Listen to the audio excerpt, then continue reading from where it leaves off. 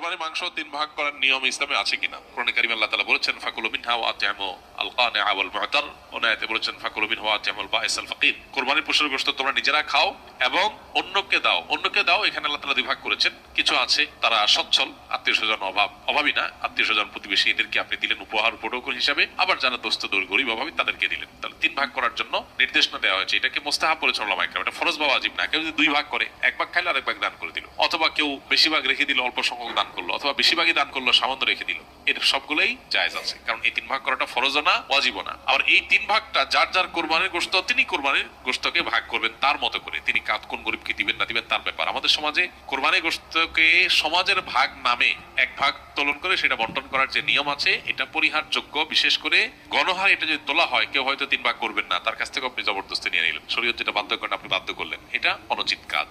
হ্যাঁ, যদি কেউ এরকম উদ্যোগ নেয় যে স্বেচ্ছায় যারা ইচ্ছা তারা দিতে পারেন, আমরা গরিবদের কাছে সুষম বন্টন করে দিব, এটা প্রশংসনীয়। এরকম হতে পারে, স্বেচ্ছায় দেওয়ার ব্যবস্থা থাকলে সেটা ঠিক আছে। কিন্তু বাধ্যতামূলক ভাবে সামাজিক ভাবে সমাজের ভাগ বলে উঠাই নিয়ে আসা, কেউ নিজের অনিচ্ছা সত্ত্বেও যদি দিতে বাধ্য হয় তাহলে সেটা না জায়েজ হবে। কারণ নবী সাল্লাল্লাহু আলাইহি ওয়াসাল্লাম বলেছেন লা ইয়াহিল্লু মালু ইমরিইন মুসলিমিন ইল্লা বিতিবি নাফসিহি, কোন মুসলমানের সম্পদ তার মনের সন্তুষ্টি ছাড়া সেটা গ্রহণ করা বা সেটা দখল করা এটা জায়েজ নয়, ভোগ করা জায়েজ না। বিধায় কোরবানির গোশত যিনি কোরবানি দিয়েছেন তাকে আল্লাহ তাআলা দিয়েছেন, এটা তার। সো তার সন্তুষ্টি না থাকলে আপনি সমাজের ভাগ নামে তার কাছ থেকে উত্তোলন করলে সেটা জায়েজ হবে না। তিনি হয়তো তার কোনো আত্মীয়স্বজন গরিব, তাকে একটু বাড়ায় দিবেন, আপনার সমাজের ভাগে নিয়ে আপনাদের মতো দিবেন, এটা তো তার অধিকার খর্ব করা হলো, এটা উচিত নয়।